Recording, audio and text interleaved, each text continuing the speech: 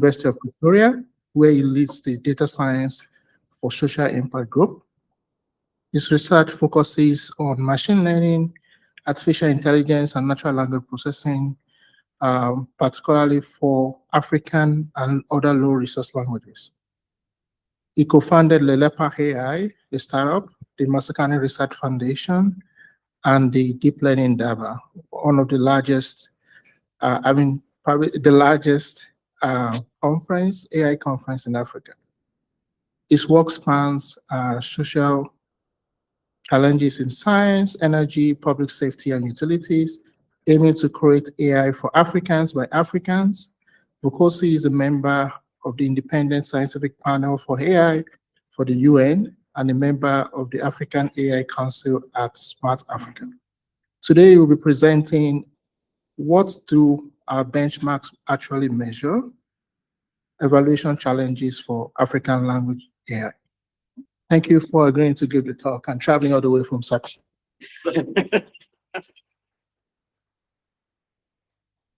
Yeah, unfortunately, due to the war in the Middle East, it took like 25 hours to get into Canada because, yeah, flying the cheapest, like in the fastest routes now are like almost double the cost. But yeah, we're dealing with it, and it's great to be here finally, and being able to visit this great institution, and also okay, that's okay, everything's fine now, and also great to see fellow panelist at the UN, Joshua, who we were together 2 weeks ago in Geneva, and also lots and lots of familiar faces in the room and new ones, and thanks for coming. Yeah, I will try to keep to 40 minutes, and then after that, questions. Hey, Raseche. From Ghana, okay. All right, yes, I wear many hats, as per what David said, and mostly it's because of this. In that, sure, we can name ourselves with all of these different things, but for me, I'm a researcher who works on, who's got, I need this.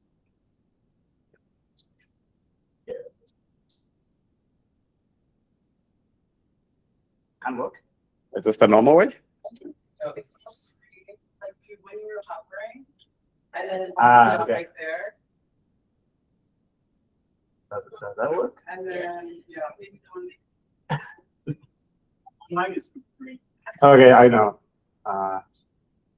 We can see the screen online. And oh yeah, we're moving our faces so the PowerPoint. It's hard. Okay, I don't know.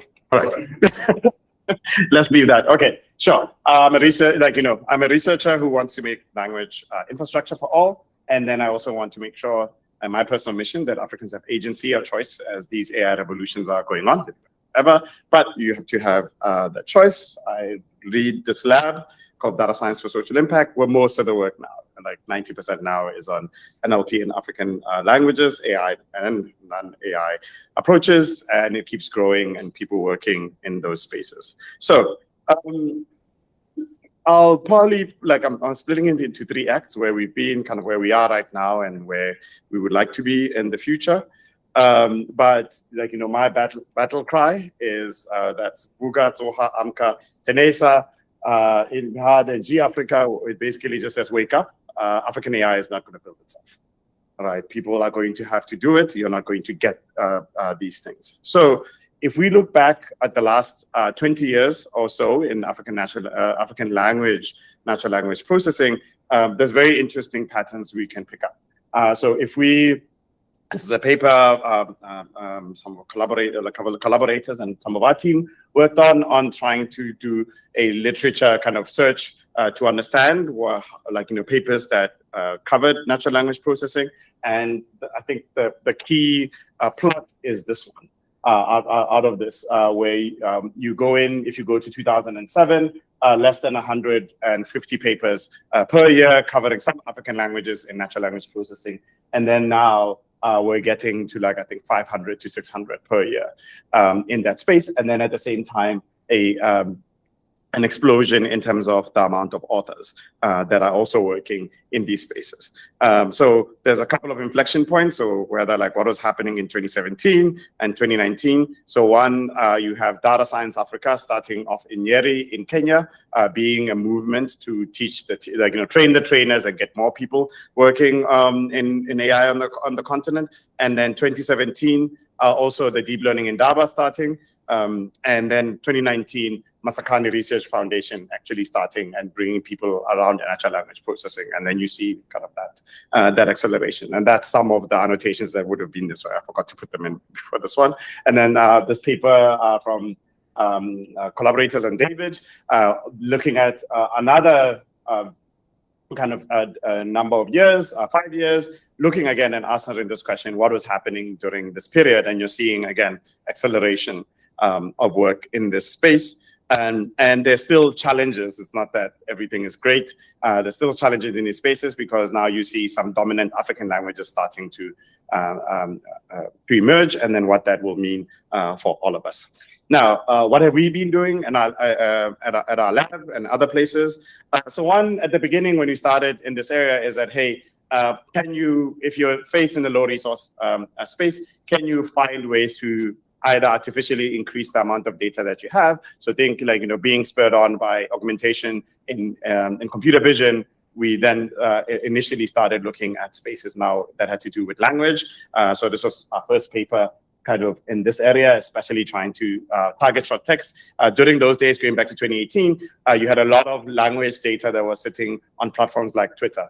So what you want to do is, because you could get that data, with academic access, you could then say, hey, I could then build other tools. I mean, language models, but then I won't have enough data. How do I then? So that's the reason why we started working on this as the first area of spaces. So we did that on working on news classification. And then later on, Catherine, another student, worked on then being able to improve for translation systems. So using this to create more translation parallel data and then seeing how. But then obviously with now mass language models, they superseded some of this, and it's still a good way to try and actually augment your data in this space. And then we show improvements in that space.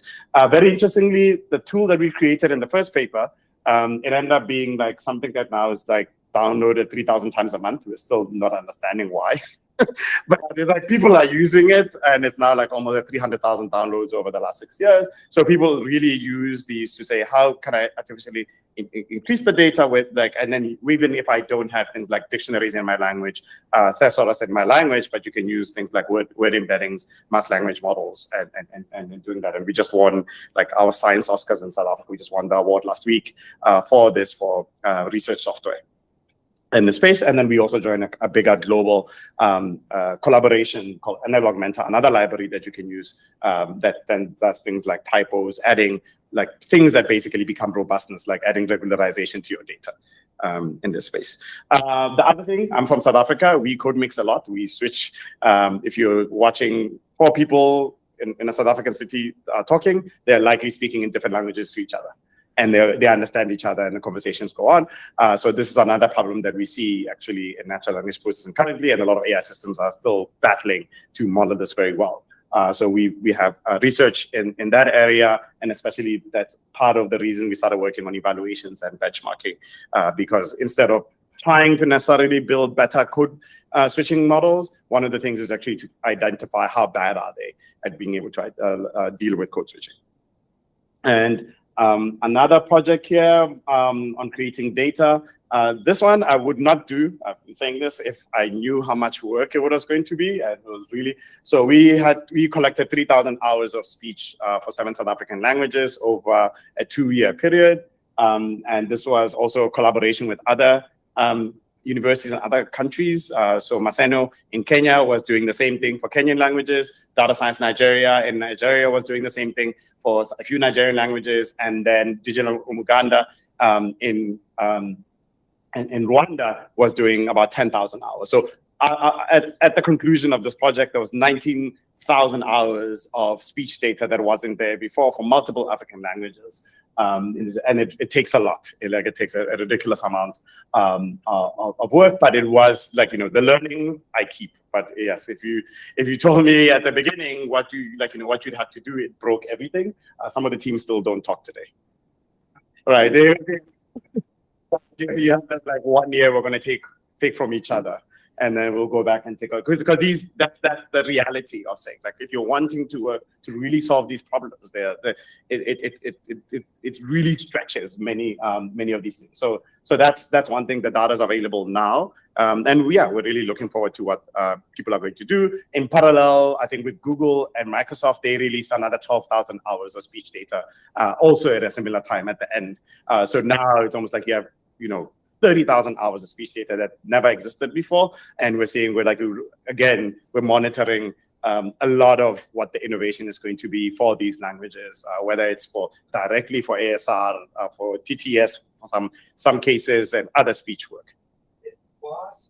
Some kind of It's applicated. Yeah, so it's for speech recognition. That was what we were creating it for at the beginning.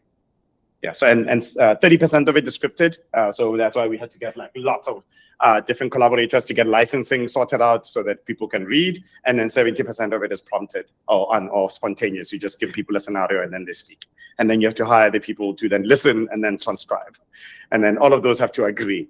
And you shouldn't go viral on TikTok, which happened, and then you have like thousands of people signing up.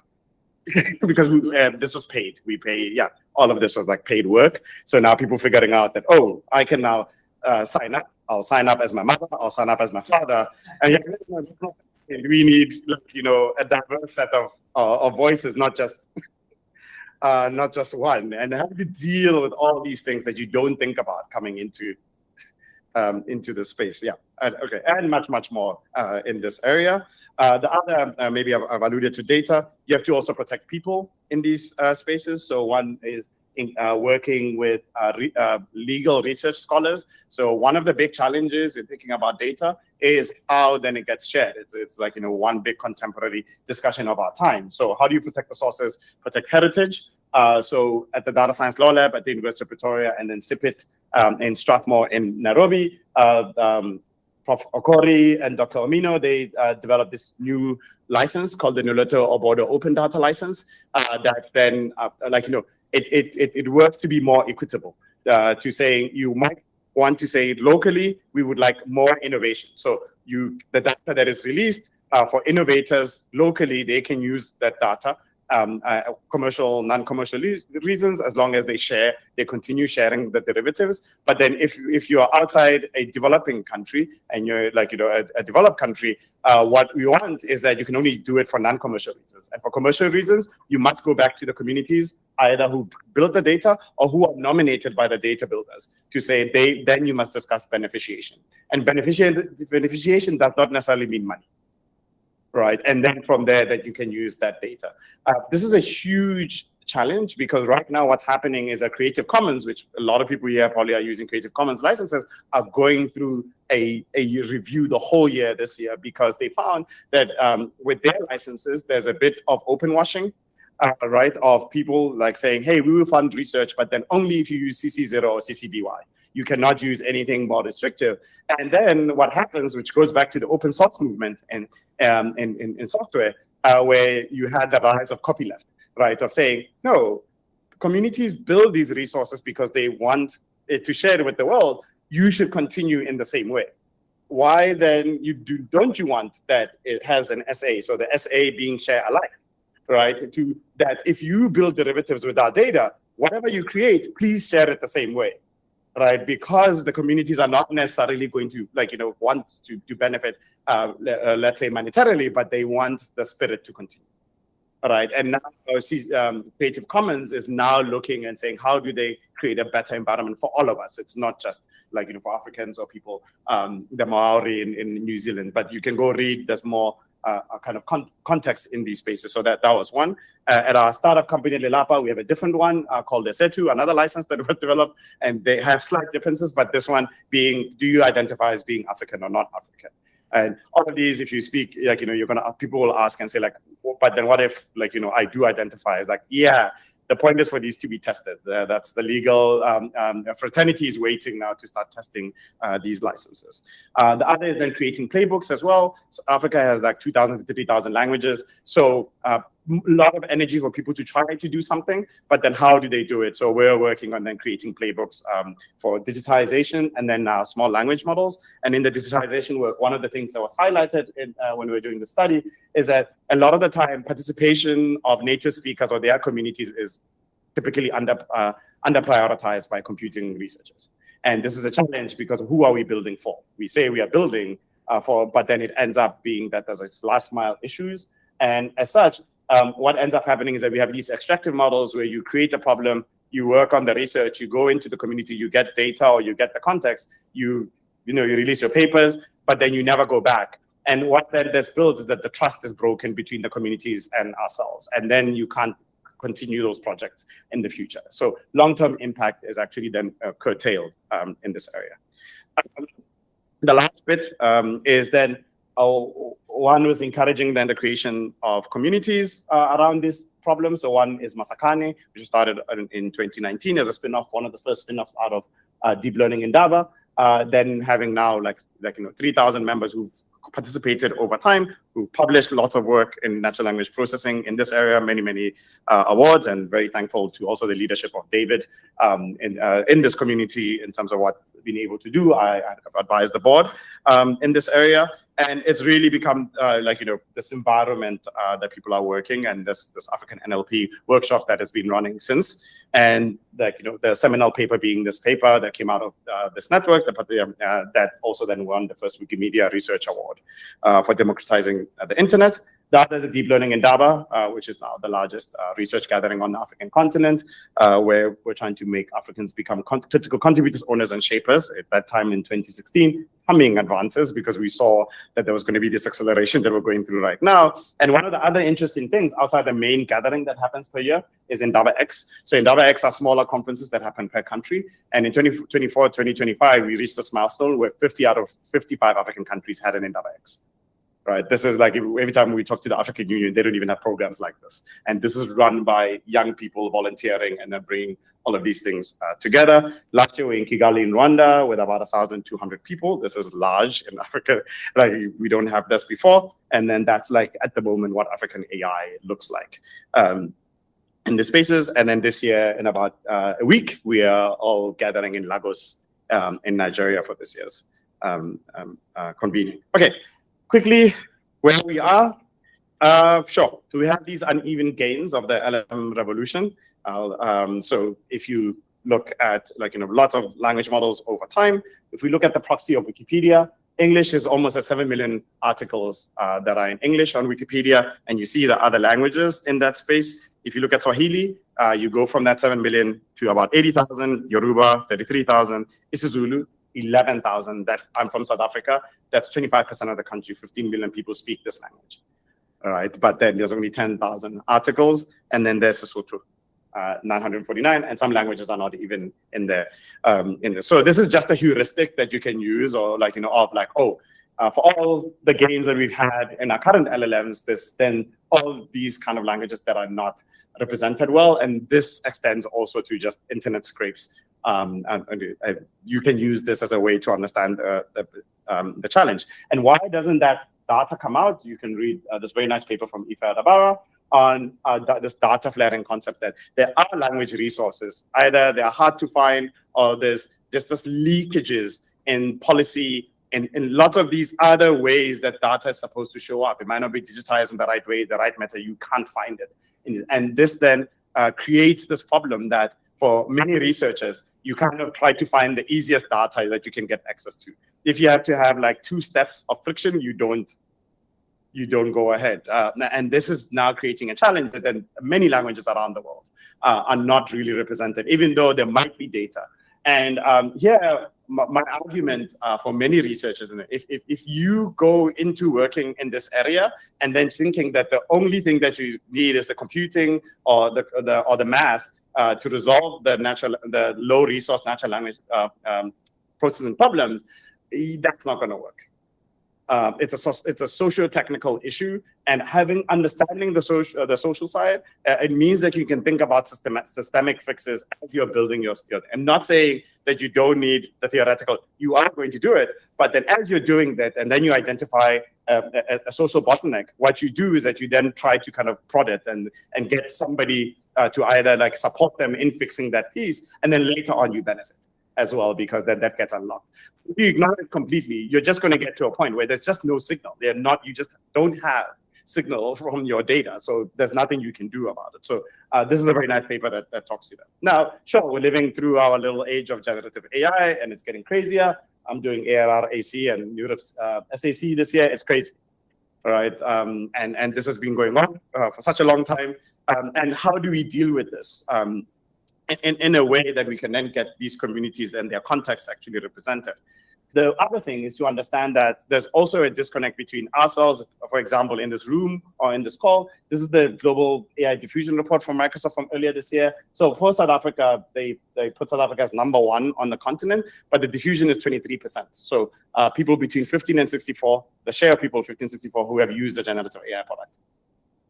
Right, and this tracks because another survey that was done last year by the Center on Global AI Governance based in South Africa did a survey across the country and asking people if they had heard of the term artificial intelligence, and their number was less than 30% as well.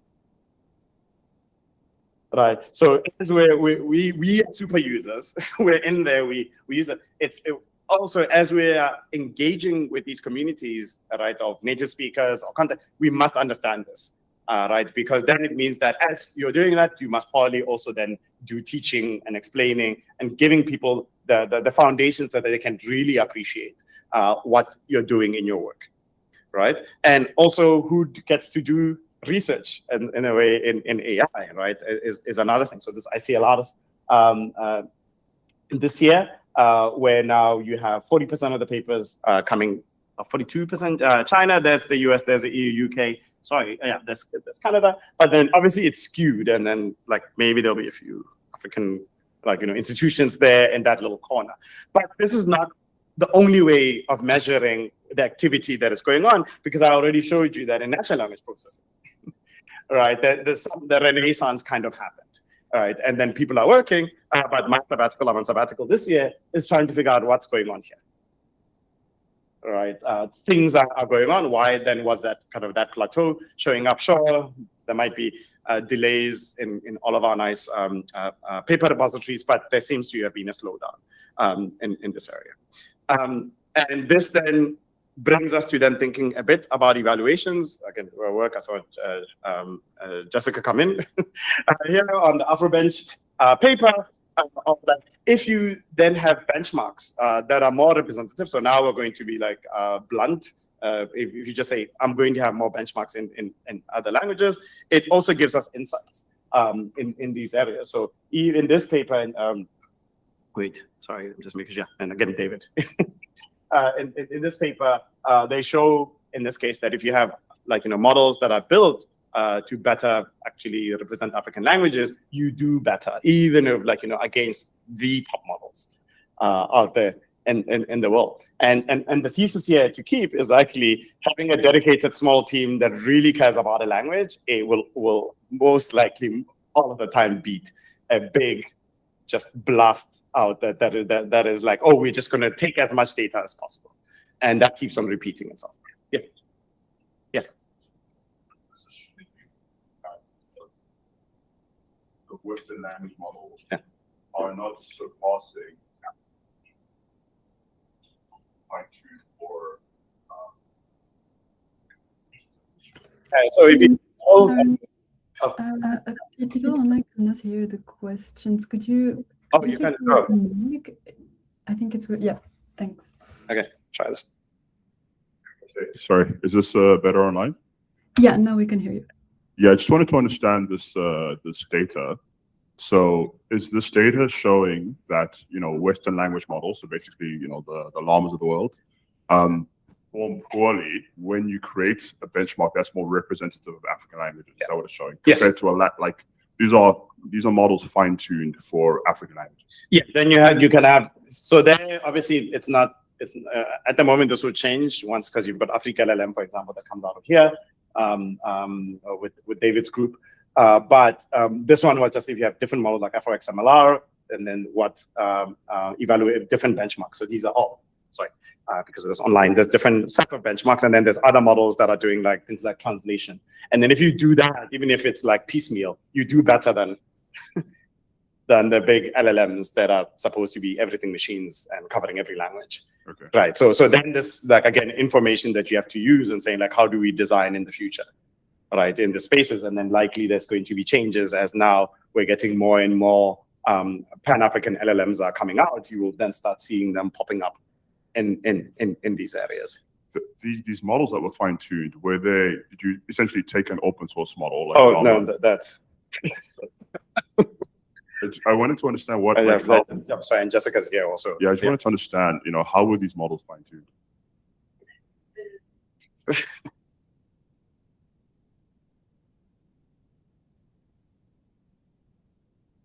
So for the large language models, they were fine-tuned. They were evaluated at ease. The argument is that these models were marketed as multilingual models covering African languages. So we simply prompted them and evaluated their output. For the fine-tuned baselines, that are like encoder-decoder baselines or encoder-only baselines, we took small amounts of data for each task, and we fine-tuned the models on those data, and then evaluated it on their test sets. Yeah, so the representation is showing that even with small amount of data, you still get better performance fine-tuning encoder-decoder models or encoder-only models compared to using decoder-only models, or the large language models are still marketed. Yeah. I'll come back to this in a bit and making this case. Currently, what's happening is that the state of kind of benchmarks are really poor for many. And I say, like, if you feel like, oh, we're saying African languages, you're like going to say the same thing about Latin American languages, same thing with Southeast Asian languages. And we know these communities because we work with them, and they're having the same issues when it comes to these types of things. The other side that will be my provocation is also the challenge that the benchmarks come out, like Flores. Flores is used for machine translation.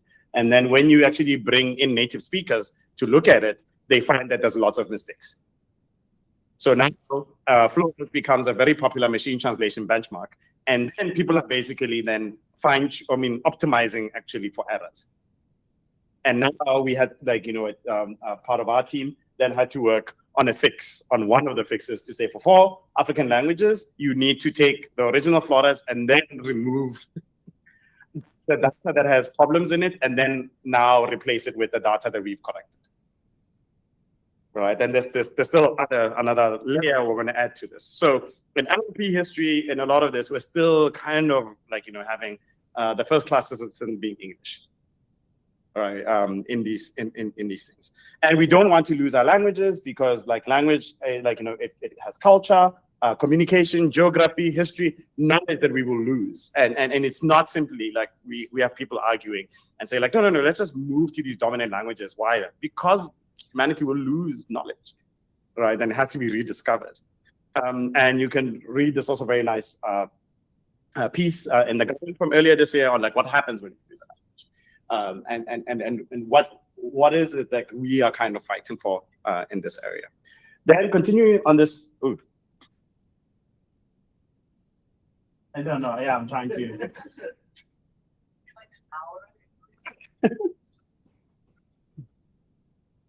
That's very interesting. They don't have you can't say no. Okay, quickly. No problem. This other paper came out of Microsoft Research India, very nice. Now we're looking at benchmarks for natural language processing. So just going to double down on Jessica's point here of saying, okay, looking at 51 benchmarks that are out there covering 290 languages. The world has 7,000 plus languages. And when they look at them, for example, is that one of the things you'll identify there is that for, again, people say our model is supremely multilingual, and then we test on these benchmarks. For most of the benchmarks, for like these are in this taxonomy, they're left behind, like the languages that are likely going to go extinct soon. And you can see most of the time in these benchmarks, it's only for translation. So they're not saying anything about math, reasoning, coding, or anything in those languages. But then when you read the press release, it's almost like, oh, we've tested it across all these things. But then if you look at the benchmarks, what they're telling is like, oh, for translation, it's kind of good. Right, but then it doesn't cover, and you can see for the higher resource languages, it's more of a spread, a diverse spread of what's being tested. So I just want to understand. Yeah. Where's the mic? The mic's right there. Yeah. Understand this. Are you saying that you don't know? People online cannot. Oh, is the mic on?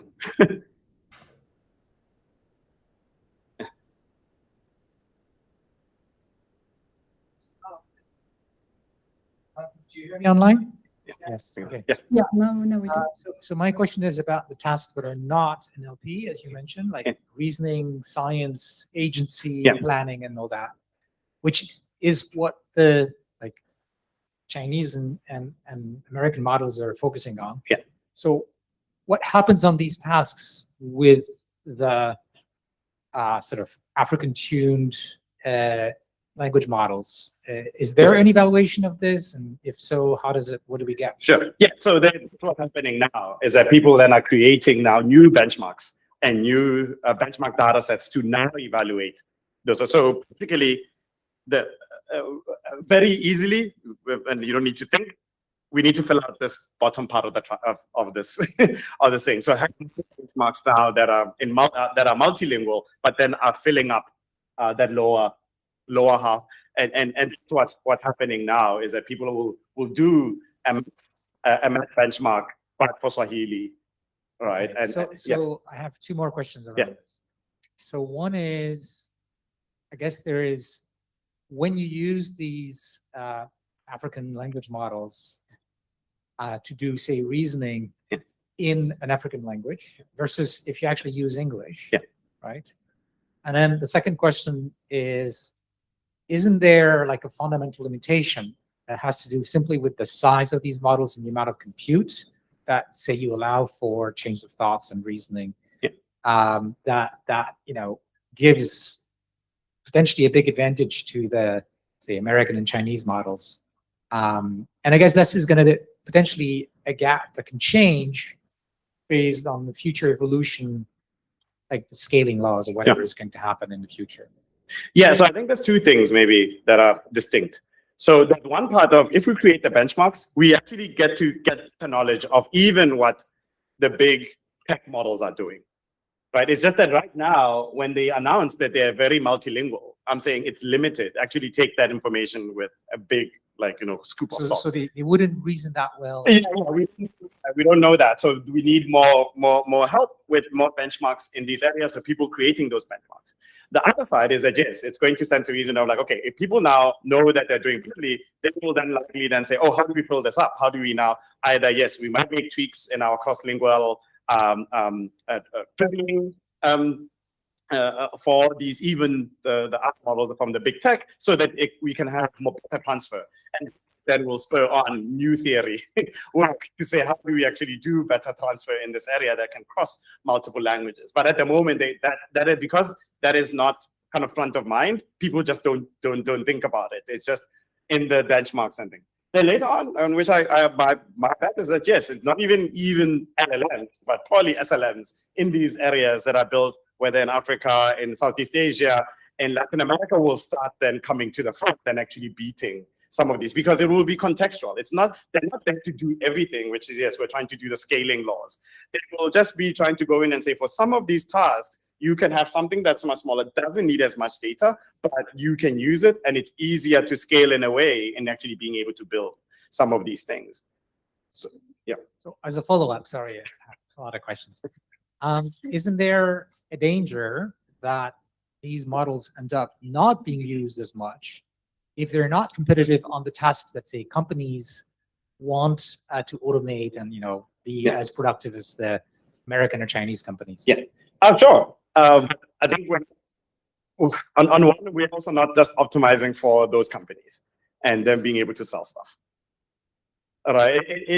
Because there is and I'll show in the next few slides a few things that are happening in terms of the language side. That I say, like, I straddle living on both sides of, like, you know, the technical part, which, you know, great team that's on this at the university, and the other side of, like, this more global representation of what does this mean for languages themselves going into the future. The next one quickly is just the work on saturation. That benchmarks also saturate, so they're not really giving us much. So every time people keep on saying, "Hey, here's how well we're doing," if a benchmark becomes popular or it's been out for long, it doesn't really have discriminative power, and this should inform you. And then the issues then is, what is actually generative AI doing, right? Right. So generative AI here is almost like I mean, for low resource languages, they face this challenge that is almost like a high interest credit card. So if you keep on kicking the can down the road, it becomes more and more expensive to actually take care of trying to make them, like, revitalize them for use, right? And now, is generative AI adding to the credit amount, or is it increasing the interest rate? And I think it's doing both in this case. And this is a paper out of another one of the panel members, Anna's group in Cambridge, and a couple of other researchers, where they show, like, for the top languages, this is like, sorry about this being small, but this is how many speakers of the language, and then these are how many models, right? And then so here literally is dead languages. And then there's, like, models that probably is dead languages. And then for every kind of language number of speakers, you see in the top 5 how many models actually show up, right? And then the more people, obviously, then if you're under this line, like, you know, the trend line, you're facing the situation. You have a lot of speakers, but then you're actually underserved in many different ways. And then what's happening over time, since generative AI has been going on, they show here, these are the number of models, and then these are the different years. What's happening is that the languages that are like really at the top, the high resource languages, are gaining new models at a fast pace compared to the languages that are at the bottom, who are getting a few. So if a high resource languages is like at 20x. Right. Also, and this is meaning that it's accelerating language death. All right. So before, like, again, probably was going to happen, but it's an unintended consequence of generative AI. Right. So there's less resources that are going to even be available because this is concentration at the top. Right. And in this space. And with evaluation, we should ask ourselves, is that evaluation actually, are we not doing it because we take it as it's too costly? We would rather just do the simple thing, right? We're computing. We just don't want to have humans in the loop because we think that it takes time and it takes money. And as such, and here I'm saying diverse means human in the loop. So to close it up, even though it's still long in talking, is that we have to kind of think differently here on where we should be going. So some ideas, like, so out of my sabbatical this year, my first kind of work was looking at this annotation scarcity issue, that the languages or the contexts that need the most work have the least amount of annotators or human experts who can help you in this. And then this is now adding to everything that I've given you now as a background of, like, oh, this is one of kind of the reasons. So in Africa, you've got 2,000, 3,000 languages. You've got speech recognition, maybe with omnilingual out of Meta. You cover 150 of these languages. Benchmarks, 64 with Afrobench, and then with Africa LLM for now, but then there's many, many more now that are coming by the end of this year. There's going to be a lot of, but at the moment you've got 20. So you go from 0.9% of the possible. The languages, some of them are not written, they're only oral. Scripts are different, they're not covered very well. So this is the thing of, like, if I am saying as a NLP researcher, I care about language vitality of all 2,000 languages, how should I work and what should I do? That's my like, you know, personal conviction. And that's why I have to go in and say, like, let me not think of, like, systems of systems. What is it that I change to get to that point? So benchmarks are one of these. So in these spaces. So how do you validate them? How do you create them? And how do they become part of ways? So and then these can become resources not just for us, but then also empowering kind of indigenous communities or native speakers. So one is that you can look on active learning as one way to be better at building up these benchmarks as well. Here, taking from Bona, some of Bona's work in the space of saying to deal with this whole thing that you have this paradox, you must then choose that as you're creating benchmarks, it's informational, high information. Samples must be taken to humans. You can't do the thing that happens now of like, we just scrape the internet and then we got like, hundreds of thousands of people to give us feedback, and then where 90% of it is just garbage. Right? That cost then becomes too much, right? Then you say like, nope, we're not going to support this language because if we calculate how much we're going to do, it's going to be too much work in this space, right? And I'll keep it. And then, yeah, like active learning of thing, how then are you going to choose either like where models might be confused or diversity of things that are more diverse for your models. I'll give. Then the other side is LLM as a judge, right? As I said, we really love making sure we keep people out of our work. So LLM as a judge is becoming massive like acceleration of saying, hey, we're not going to use these LLMs to now help us do annotation or to create instead of actually using humans to actually help us benchmark. And there's many, many different things that you do that, and you can scale to many things. But there's biases, length, position. Some topics they like being able to evaluate themselves and give themselves very high marks in this area. And then most of the time in our papers, we don't even explain any calibration that we try to do or any alignment with human.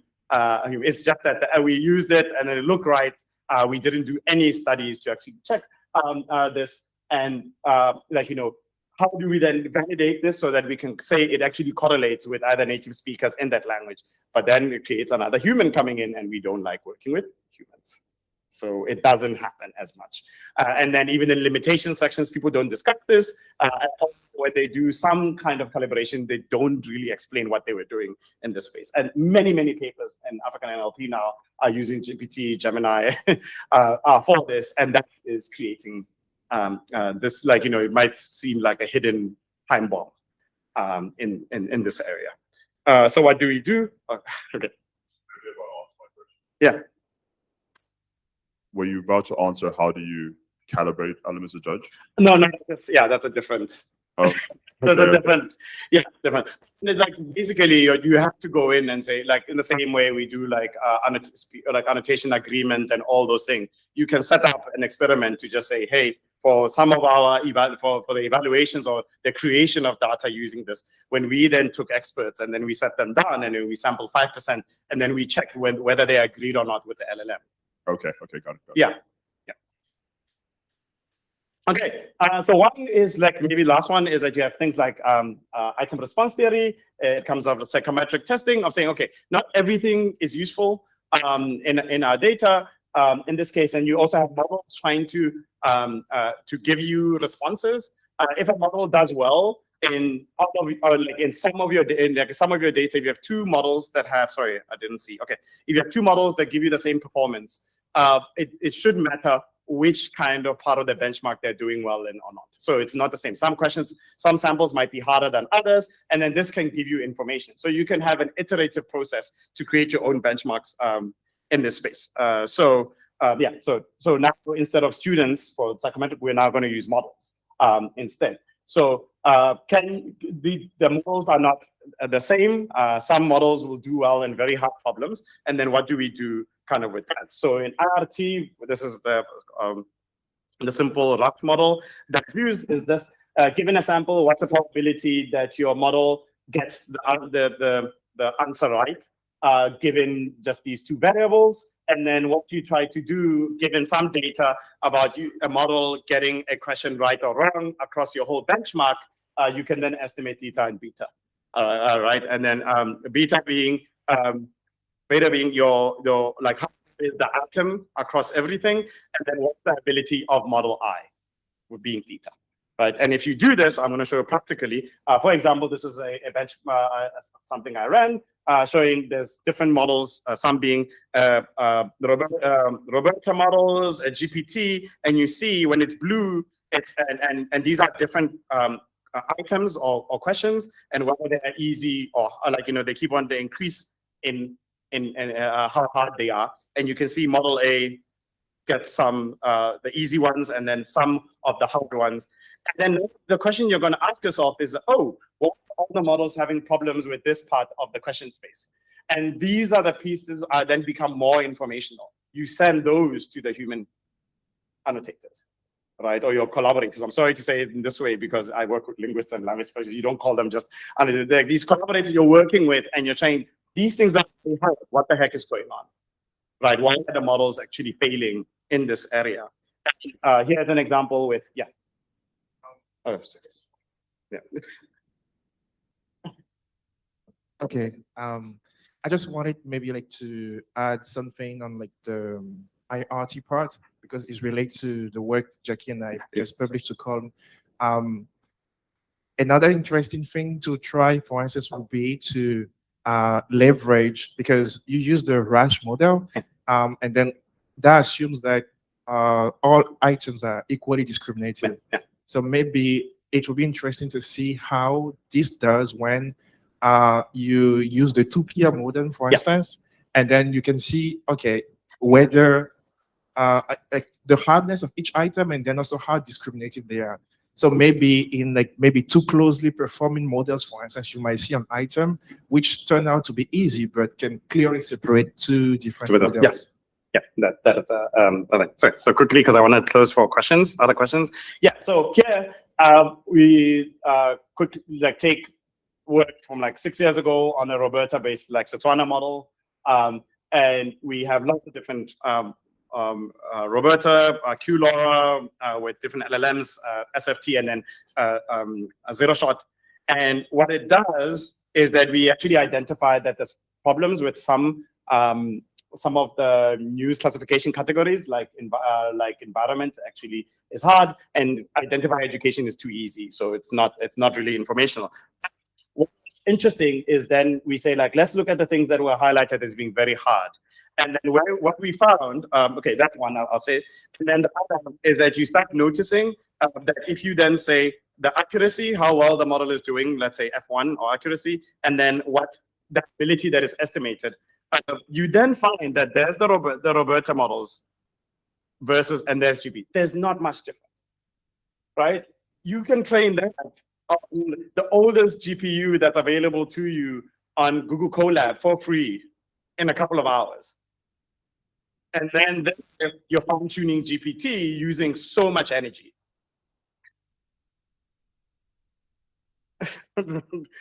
So that's the part that you can target the context and you can do something, right? You don't need necessarily, I'm not saying that, I'm saying for specific use cases, the Roberta models are not everything machines, right? But they might be that for the specific use cases for who needs for that capability, that they should not be kind of seduced in thinking, I should always go via the LLM.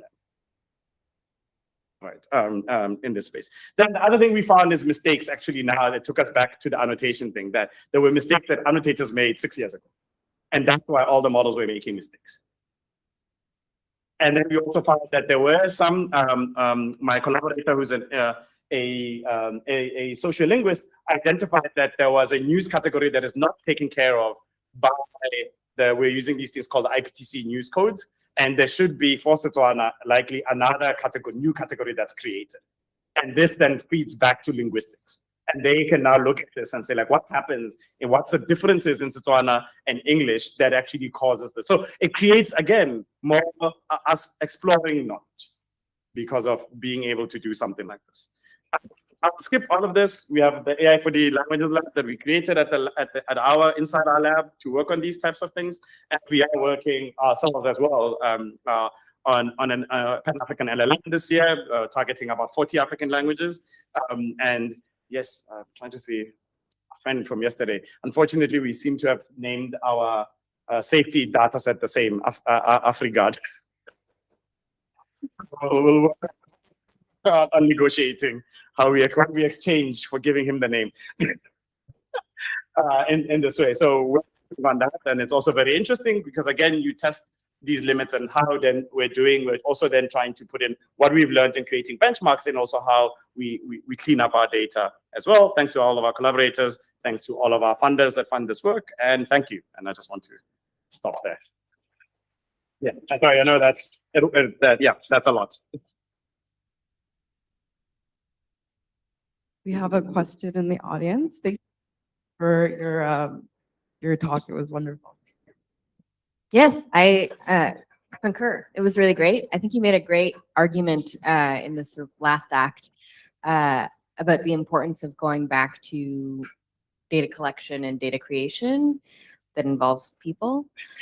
I guess as you were talking about this, and I obviously totally agree, but I'm also thinking about some of the other things you highlighted in your talk, such as how difficult it was to collect diverse data.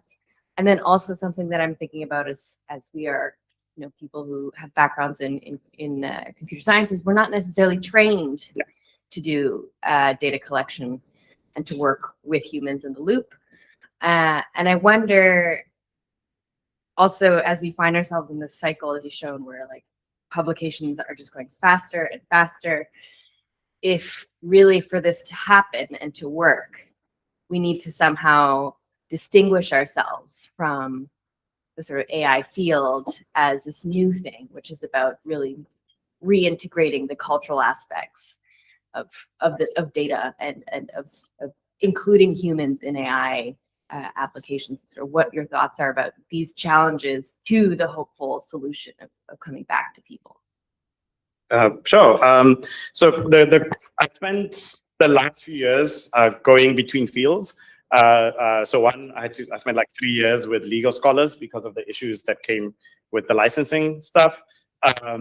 Then going in with linguists and language specialists for now, I think we're now like at 6 years, working in that area to understand the traditions, like what they how they work. And then the last maybe 2 years or so is now reconnecting with our ACI a community across the continent. So last year, I gave a keynote at Chai, which is our university of Chai, and really provoking them of saying like, yes, don't leave the computer scientists alone with AI. It's probably going to be bad for all of us, right? And they have a part to play in these. They know a lot of these things. They have lots of theory, lots of practical work and bringing them in and saying like, as you create your project in these spaces, bring these different perspectives together. And then what you'll find is that you plan your projects very differently. You will have that pre-time where you're engaging with the community first to redefine some of the problems. And then you can quickly say, okay, this is a computing issue. We'll need some new math, this side is then going to be a data collection issue.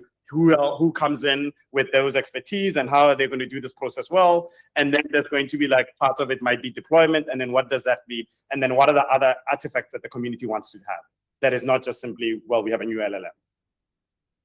All right, so that's a part of like, it does require this transdisciplinary thinking. I know transdisciplinary thinking is not easy. If it was, everybody would be doing it. Right, it's not easy. We must think about here, what is it that we're trying to keep for humanity in the future as AI is disrupting so much? Yeah. Oh, I don't know. I guess I set you online for somebody else. Can I go? Yeah.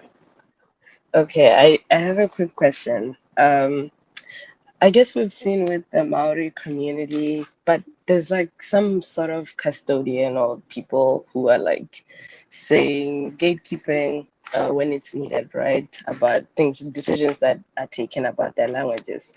I mean, it's great to have our languages on these language models, but are there communities that don't want this? Like, how is that communication being handled before we just start collecting people's languages and putting them out there like that? I mean, we've seen maybe with some cultures in Zambia, there's a lot of oral knowledge that is even hidden from the rest of the communities, right? But it's only like, this is how languages are structured as well. Like some people don't know some things, but it's all in the language itself. So how do we go about navigating this part? Thanks. That's a good question.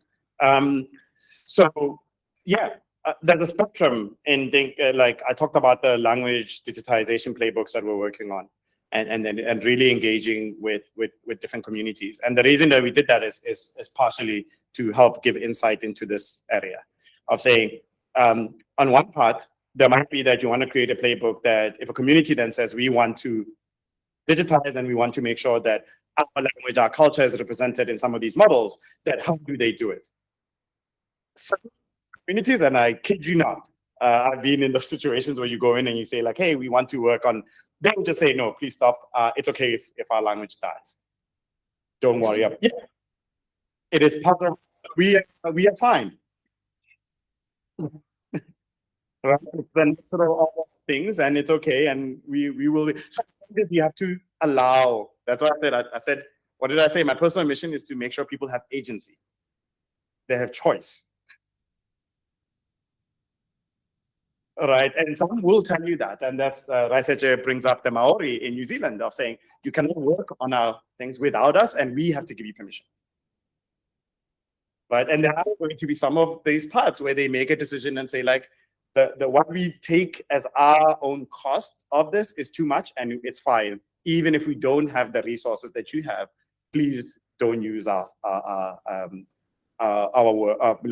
cultural artifacts for what you're doing. And this is like, again, as I say, like a lot of people don't know, like this is, if you sit and you actually start working with communities, this becomes very clear. That will be, yes, we're figuring out how do we do this? What is it that we need to do as step A, step B, step C? And then some will say, these are cultural artifacts that for us are very sacred, and we do not want them to move into this digital sphere, that other people get them and they don't understand what they mean. Right, so this is, yeah, it's as I said, socio-technical. It's not, I don't think you can do, like people go, oh, low resource NLP without understanding this. Even if you're just going to do continuing, it just understand this because it will explain a lot of why you're finding specific frictions in some of the work that you're trying to do. That was Jessica. Oh, It'll have to be short because we have a fireside chat. yeah. Okay, so two very unrelated questions. So the first one is, who owns the data? So you mentioned the data and language being a cultural artifact. Yeah. And you're encoding this cultural artifact into machines that they have no control over. Yeah. So the question is, who owns the data at that point in time? Yeah. And then the second one on LLM as a judge, you also mentioned G-eval. So my question with that is it possible to model human annotations and preferences? I think this one is still open problems that people are trying to work on in the space. And then yes, the bigger, I think, human question that you're asking is yes, what ultimately, that it's just not simply just data. And that's a part that like I think for people who were with dinner last night, I told you stories of lots of different ways that you get, like, people just show up at your doorstep and then start asking you questions and saying, what are you doing with our language, or what are you doing with our culture? And you have to be able to, and it's a very different world, like, just thinking of, it's just data I'm putting into a system and I'm proving that I can train something that does this. But it is something that I believe society, once you explain to people what is going on, they then start saying, oh, this is the thing that we want. We had a situation a few years ago where for Kilubedu, a group came up to us and said, like, oh yeah, we have now these digitized resources. Can you help us with something? And we were like, this is a gift. We don't know if we can take it. How do we take it? Because they had created something. South Africa has 12 official languages, but there's many, many more languages than the official ones. And now you have to go in and say, how do you respectfully use that data in a way that then takes them into account? And it's only now that I think I've got the knowledge that I can go back and say, okay, fine, this is how we would carry out this research project. Right? We had, at that time, I said, like, I don't think I'm yet, I don't know, whatever. Yeah, I think there was one last question, and then is that okay or no? Okay, it's up. Really start. Yeah. Hopefully, I mean, there's office hours later on with Oh, James, you Vukosi. can put it in the chat, Yes, and then I'll look at then it. you Yeah. can look at it later. Yeah. I just want to give a, sorry, we're changing lights. I want to give a huge round of applause to Professor Vukosi Mavati for coming to talk to us today. Wonderful talk. Now we're going to have a fireside chat. So I'm going to invite Professor Joshua Bengio to come up and sit. That I will be moderating, and I had help from Bonaventure and also Jessica for creating the questions. Do I go that side? I'd like over here. Okay.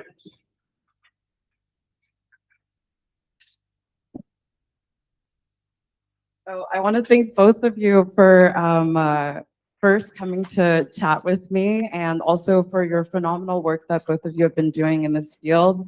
I feel like I've been reading about it for such a long time, but also it's wonderful to know both of you off of the stage and also on the stage. I really wanted to say I feel like the passion that you put into your work and who you are as people truly shows, and I have been very impressed by it. So without further ado, you're both in different ways refusing the field's default trajectory, kind of paving your own way. For you, Professor Vukosi, for the inclusion of Africa in the global technology innovation space on one side, and then Joshua, safe by design, AI insulated from commercial pressure on the other. I was wondering what inspired or motivated you to go down this path? Well, in early 2023, I realized we may be on a dangerous path to build machines that would have a lot of power. And I think the trajectory since then has confirmed that. We don't know what's coming, but if the trend continues, I feel like we are opening a Pandora's box in many ways. And there are many aspects of how we can deal with this, but in my technical work, there's also the policy work.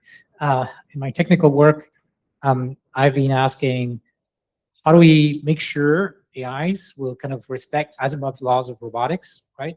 Which they don't right now. And I feel like it's urgent that we figure it out before we build machines that will have essentially the ability of deciding life and death for people and harming people potentially if they have their own goals and things like this. So this is what I've been focusing, and the safe by design part is because the way that industry is currently doing it is trial and error. And we're all the guinea pigs for their experiments, right? So they basically have an intuition, okay, we're going to improve capability in such and such way. And then, yeah, of course, they run benchmarks, but not enough. And by the way, it's never going to be enough. Like if you think mathematically, there's an exponentially large number of situations that an AI can be placed into. And the test can only look at, a very, very small fraction. So a better way to think about like the AIs with ethical behavior is even before we deploy and test the system, can we have mathematical guarantees that it's going to behave according to some norms that we have chosen, that humans have chosen? And right now, industry doesn't even care about this question because they're all like in this crazy competition. And so the non-commercial aspect of my work is, well, can we at least explore different methodologies that would allow to answer these questions? Whereas, I mean, the big tech could do it, but they don't have the incentives to do it right now. Yeah, I think on my side, I reflect on one seminal moment for me was I spent, I think 2019, which is also a very, like there's many reasons why it's a great year for African AI. That year, many things happened, but I was in Nairobi and spent the day moving around like co-working spaces and meeting young people. And I had to write my essay to apply for the Harvard South Africa Fellowship, which I'd been rejected before.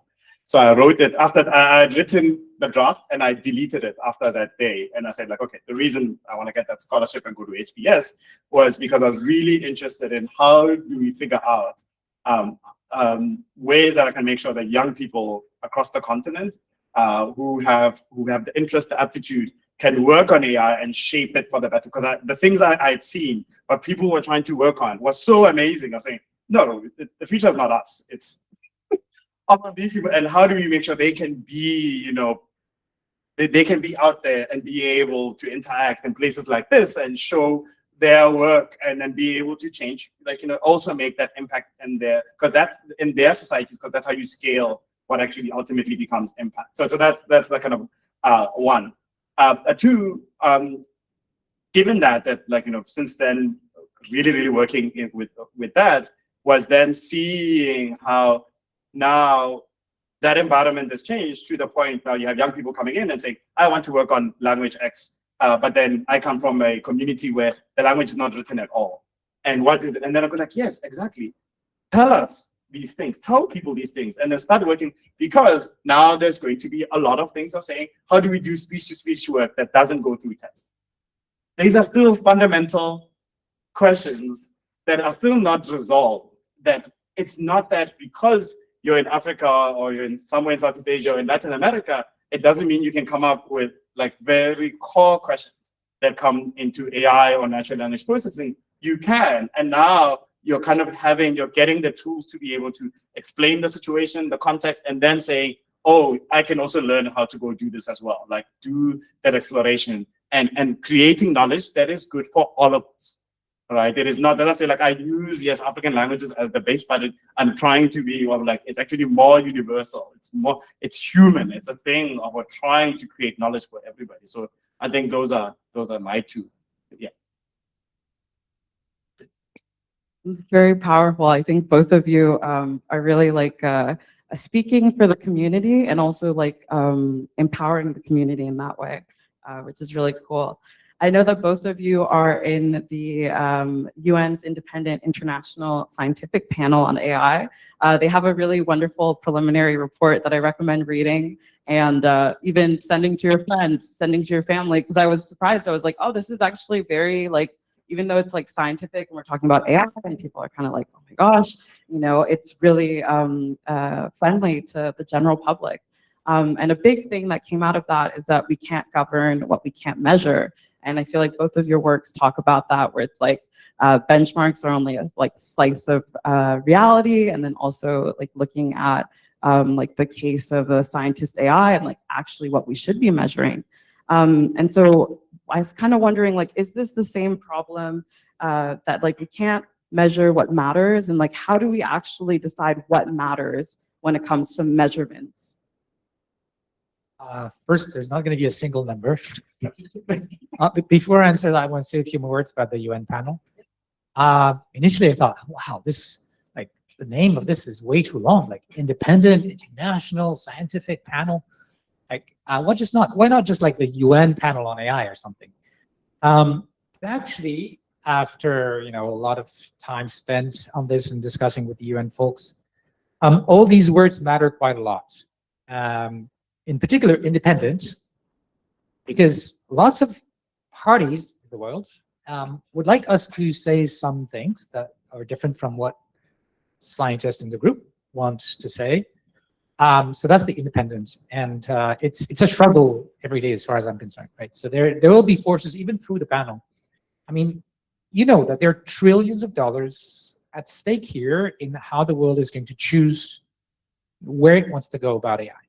Of course, it's scientific, but connecting to your remark, but oh, it's very readable. Well, it's on purpose, because our work is supposed to speak to the policymakers. There's another committee at the UN that's been created at the same time as ours, which is, you know, with member states representatives, and they're supposed to discuss their preferences and find a consensus so that the world could converge to some like global decisions about what we do with AI. It's going to be hard, but anyways, that's their mission. And if our work was not independent, if it was not grounded in science, it could not be a shared basis of knowledge that can, you know, be the beginning of a conversation between countries. Because you know, if we don't agree on a basis of scientific facts and current evidence and so on, then there is no conversation. That is just like, you know, I'm stronger than you, and I'm going to dictate my will. So it's very important. Now, going back to your question about what to measure. So yeah, lots of things have to be measured. But what I've been focusing on in the last couple of years is just asking myself, like, how do we build the AI that will act ethically? And a lot of people have thought, oh, we need to build AI that is ethical, that understands the norms. But one of the obvious questions is like, whose norms? And different people, different cultures, and so on have different views on this. Maybe there's some like generic human thing. That's a reasonable hypothesis, but still, there's going to be a lot of diversity. And the other issue is the way that the companies are trying to answer this right now is they're actually trying to make an AI that will be ethical by shaping those models to be like benevolent in some sense. But we've seen experimentally that it doesn't really work for a number of technical reasons I'd be happy to discuss. And so the path that I have chosen instead, and hence the name Scientist AI, is honesty. Okay, so we want an AI like an idealized scientist who doesn't have any preference for what will happen in the world, but just answers based on the facts, based on what it has observed, and pure laws of mathematics and reasoning. What can you say about the future, or some question that's completely honest, even though you might not like the answer? This is very different from how humans behave. By the way, that's another thing like I really care about. I think my whole career and before me, the people who've been working on AI, we've taken the idea that the inspiration from AI is being humans. Looks good because we're intelligent, we build machines that are intelligent, so we look at humans. But do we really want to build machines that have all the foibles of humans, especially if they get to be very smart and able to do potentially bad things? We don't want to create new entities that have their own goals. We want tools. We have real problems to solve in medicine, in agriculture, in dealing with the climate, in maybe improving the productivity of our companies, but we want tools. And right now, the path that industry has taken is not to build tools. It's to solve specific problems that we actually need to solve. It's about making more money, of course, and it means creating machines that people will like. It should remind you of social media and the catastrophe that is coming with that. People like models that will lie to them. This is called sycophancy, and it's a real scientific problem, and it's just real social problem. But the heart of it is we're not building AI that is really meant to help us, but is going to be pleasing and that people are going to buy and use. So I've been focusing on the opposite view of we need tools, and we need those tools to be reliable and to be honest. So how do we do that? And it turns out there hasn't been a lot of benchmarking of honesty. Honesty is what does that mean in practice? And so we're working on evals for these kinds of questions, but also, of course, the design itself is focusing on how do we build an AI that will be kind of detached from the consequences of its prediction. So it's only making predictions. From that, you can infer policies, but from predictions, you don't want the system to make predictions that will be biased towards someone's preferences or some other people's preferences. You want it to be just the reflection of sort of coherence with the data. Just a good, think about if you take the laws of physics and you use them to make a prediction about the future for something, you will get the same prediction whether some people like the prediction, others don't like the prediction. That's science. That's what we're also trying to do at the UN. We're trying to get the facts, whether some people like it and others don't. This is how we can build something solid and a foundation for decision making, for democracy, for a global consensus about what to do. If we don't have a shared basis of what's the truth, of course, including what we don't know about the truth, then it's just politics and it's power dynamics, which I'd like to come back to because I think AI is creating a real challenge in global power dynamics, that's a different question. Sorry, it was a very long answer. It was wonderful. Thank you. Sure. Thanks, Oshua. I think maybe I'll put it on like the thing that the world is not just black and white; it's mostly gray, right? And I can do maybe in two ways. One, the world is not just AI boosters and AI doomers, right? Which sometimes is what people are trying to push us towards, of saying like that's what everything is. Is either you are for the cause or you're against it, and you're like, no, but everything is always nuanced. It depends kind of where you are and what it is that you're trying to do. I think yesterday at dinner there was a question of, hey, what does sovereignty mean? Right, and for me, it's like it's choice. It's being able to choose. It doesn't mean just one thing. Agency. Yeah, agency. Again, this piece, and that's the part where when we're working, for example, the policymakers, of getting them to understand enough that they can now make their choices themselves. It might just be for one person who reads our report, they then say, oh, now I understand. This is the data. I'm going to go left now. And another person will go right. We never said they must go kind of left or right, but then now they are actually helped that there's information that is there. So we're not going to be able to measure everything. And that's another thing about black and white. I come initially from electrical engineering and then moving into computer science. Your sensors are never going to be perfect. The information that you have. So thinking that you're always going to be making the complete right decision. The measurements are always in the way, like, at a specific time for a specific use, they were useful for that. After some time, they become less useful. After, in some context, they're doing. But at the moment, it's just that that complexity is not being communicated.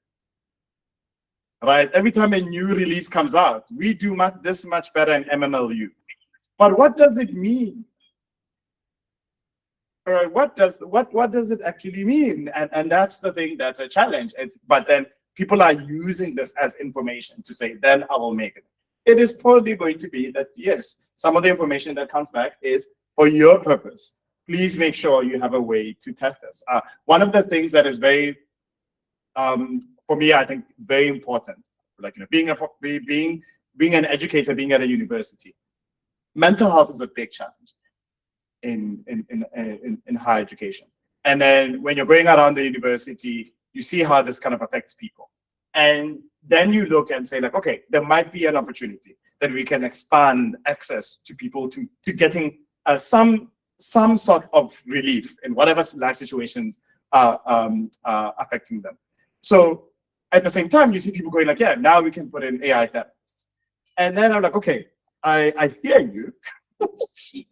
And I would like it to be multilingual, obviously, because there's also challenges with stigma that people do not seek out care, right? So you want that they can have something. But I asked, like, because of people, I don't know how many, like in the last 2 years, how many emails I've gotten. We are starting the startup on mental health in like these African languages. And then you sit and you talk to the people and you go like, okay, so you've already added, insert your favorite LLM from a part, you've already done that. Did you actually test it? Right outside lightly English. And then see, did you come up with something like very simple ways to evaluate that you then come up that you can then check and say, is it fit for purpose?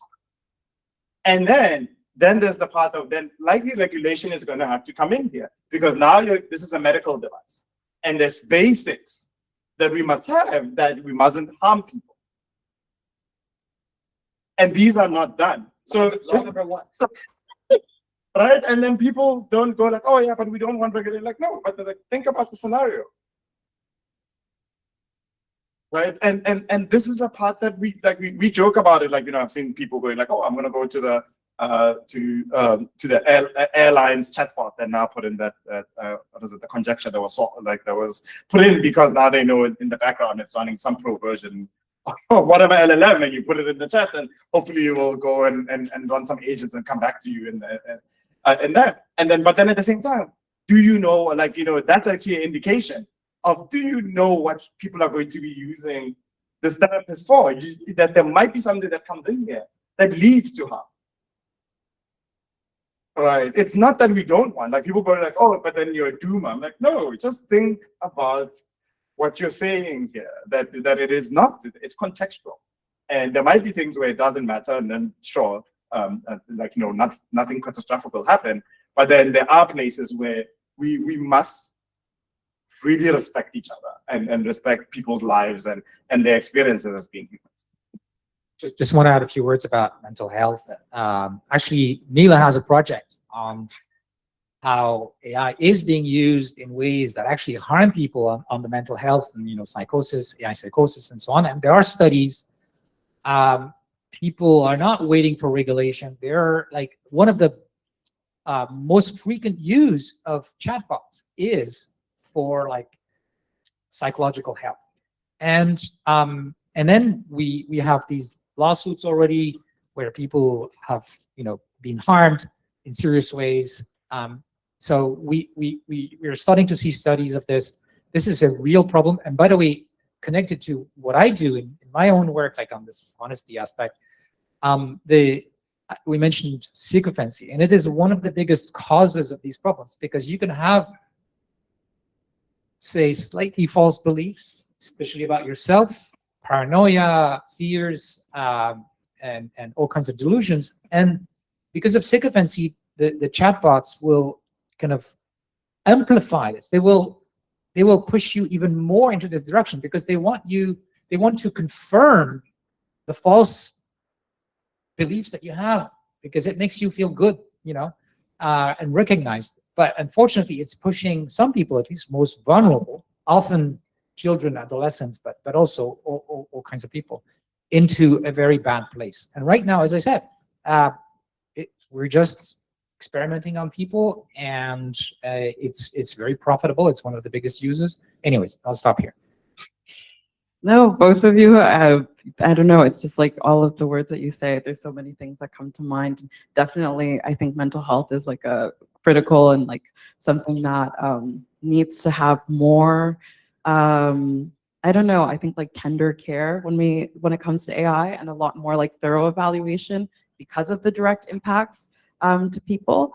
One of the things that was coming to mind is that there are a lot of like risks, obviously, with AI, and we're also talking about like this imbalance on the global stage with power, you know, and we also see with this with like frontier labs in a handful of countries really like leading a little bit where we should be going. And I was wondering, like, do you think that this risk and like that conversation focused on like these people in power matches the actual risks that we face day to day as like users of AI, or even people who are creating AI? Like, do we still own some of that power ourselves? And like, what does that look like? So the power concentration risk is kind of, it doesn't care whether you use AI or not. I mean, there's some aspect of it where when we do use AI collectively, not as individuals, those companies are actually collecting data that can help them have more power. But it runs much deeper than that. Like, even if you don't use AI, if in a few years, you know, the economy in your country depends on AI, and you have two countries that are deciding which model do you have access to, which we've seen with Fable and Mythos just in the last few months, then essentially they can dictate whatever they want. Because if your economy depends on this, and those governments can decide, you know, what you're allowed to use, you're completely dependent on the choices and the threats they can make with this. This was a big one thing that was a big surprise to me when Maria Ressa, who's co-chairing the panel with me, and I went to New York in front of the kind of General Assembly, and also when we presented in Geneva, is how many representatives of these countries from around the world, and by the way, not just developing countries, but also like rich countries, say outside of the US and China, the most common question was, are we going to lose agency over our future? Like, are we going to miss the boat? Are we going to, and end up in a world where the power differential between a few and the rest is going to be so magnified by this new technology that concentrates power, that provides power to those who control it, that essentially we're not going to have a say in our future. And because of the current dominant culture in this world, with the competition between companies and the competition between countries, it's a game of domination. It's a game of power. And that's not the future I want for my children. If that's the game, then those who don't have the most powerful AIs in the world may lose that game. So I think it's important to ask, is there another future? Is there another world where AI is actually not just beneficial in a kind of broad sense, but not used as an instrument of domination? Is there a future where the benefits of AI are shared, right? So that, yeah, they're going to make money on your data, and then how do you make sure that that wealth goes back to the countries where the data comes? But it's not just the data. I would add the automation. So if the trends continue, we're going to see more and more automation coming from AI. That means people might lose their job, especially if robotics continues to progress. And then who's going to make money on this? And is that money going to go back to the countries where people lose their jobs? Well, these are like geopolitical economic questions that currently don't look favorable to those who are not in power. But we could imagine a world where the most powerful AIs are governed as a global public good, where we take collective decisions about, let's make sure that we don't have these inequities happening. Let's make sure that the benefits stay in the countries where they are like bringing economic advantages. And let's make sure that the discoveries that are made by, with AI, by AI, are shared with everyone. Let's make sure that it doesn't become a weapon to dominate others, whether an economic weapon like I've been talking about. But of course, there's a huge worry among the, AI researchers that it could become a military weapon. Like AI is now being used to build drones that will give more and more power to those who control these systems. And it's just a beginning. As these systems become stronger, they're not just tools to do a particular job. They become research tools. They become innovation tools. So there's going to be new technology created by AI and hopefully humans as well. And we don't factor that in. Like, it's going to give it again a huge advantage, whether it's like new kinds of weapons or new products and services that don't even exist. It's not just automating the jobs that currently exists.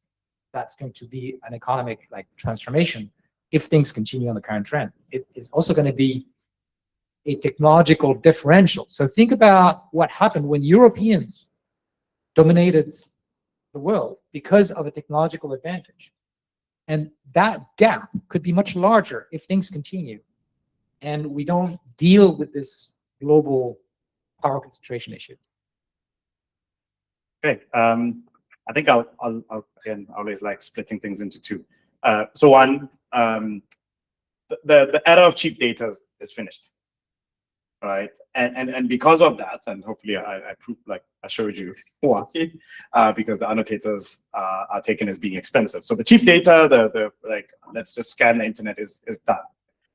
And this is then having consequences, right? So the changes of data retention, the changes of people being monitored more and more and more is because of that. That now people are like, oh, we're willing to cross the line in terms of what we a society would expect.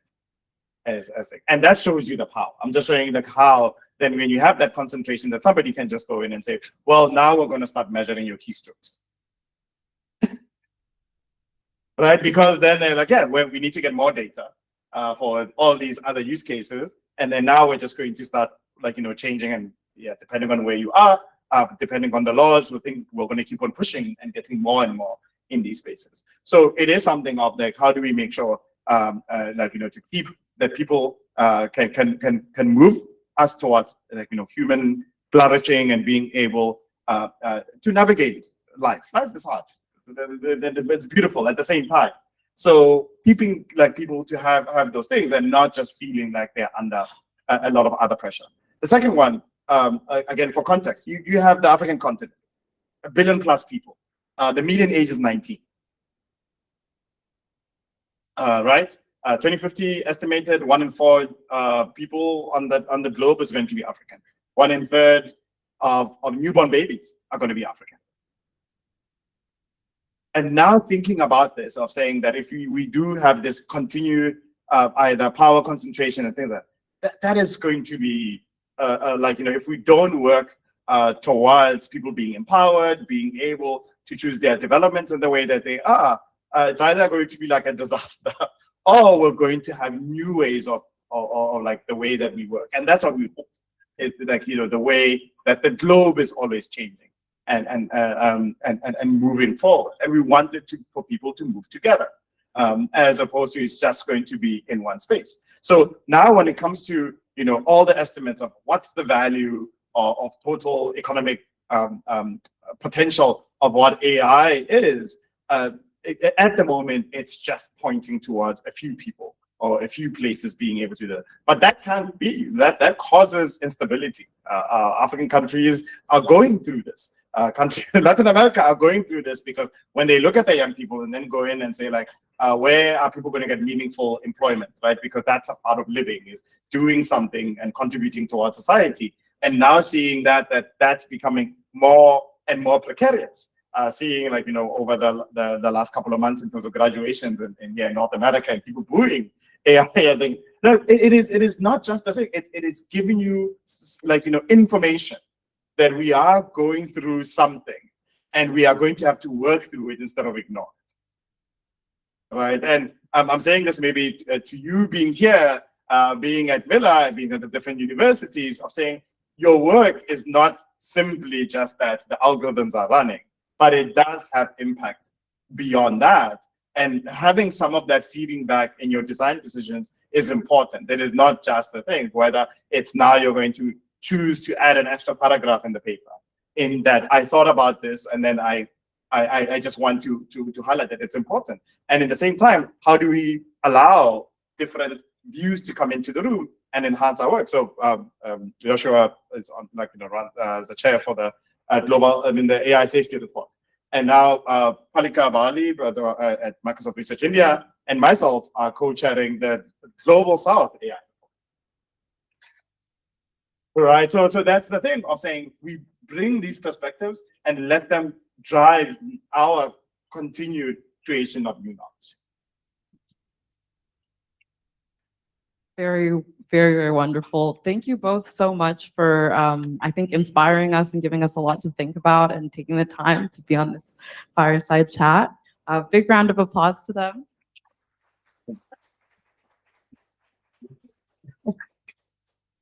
I think just to end, thank you also for all being here. We have such wonderful people in the room, not just them, also all of you. And I think that we can really build towards an AI future that feels positive and something that we're actually looking forward to. So yeah, with that, we have lunch in the back. And thank you all for being here. Oh, yes.